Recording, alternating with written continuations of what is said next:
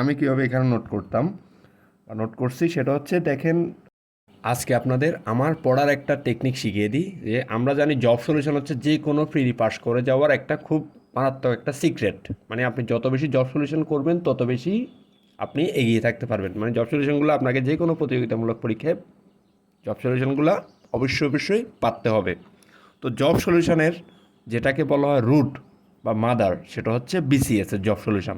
বিশেষ করে 30 থেকে 50 পর্যন্ত বা পারলে 10 থেকে 50 পর্যন্ত সবগুলাই বিসিএস প্রিলির কোয়েশ্চেন একদম ধরে ধরে ধরে ধরে কী করতে হবে, একদম কণ্ঠস্থ মুখস্থ ঠোঁটস্থ যা বলেন সেটা করে ফেলতে হবে। তাহলে আপনি দেখবেন অন্যদের থেকে অনেক বেশি এগিয়ে থাকতে পারবেন। দেখুন আমি কীভাবে এখানে নোট করতাম বা নোট করছি সেটা হচ্ছে দেখেন, আমি বিষয়ভিত্তিক নোট করতাম। তো বিসিএসের লিখতাম, বাংলা লিখতাম, ঠিক আছে।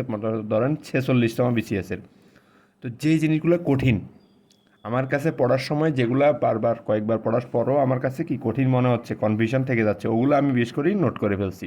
তাহলে এগুলো আমি বারবার রিভিশন দিব। এরপর দেখেন 45-এর এরকম কয়েকটা অনেকগুলো আছে বাংলা থেকে। আমি যেগুলো একটু কঠিন মনে হয় এবং মুখস্থ রাখতে একটু কী হয়, কঠিন লাগে, সেগুলো আমি এরভাবে দেখুন নোট করে ফেলছি, ঠিক আছে। তো এরপরে ইংলিশ করছি এভাবে দেখুন।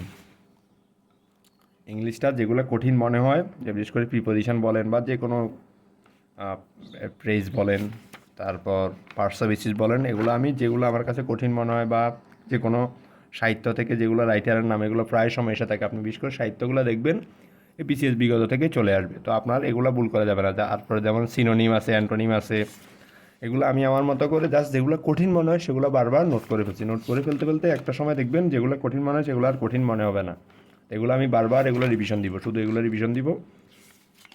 এটা তো জব সলিউশনটা একবার পড়লে হবে না, আপনাকে কয়েকবার করে এভাবে পড়ে যেতে হবে। আশা করি বুঝতে পারছেন।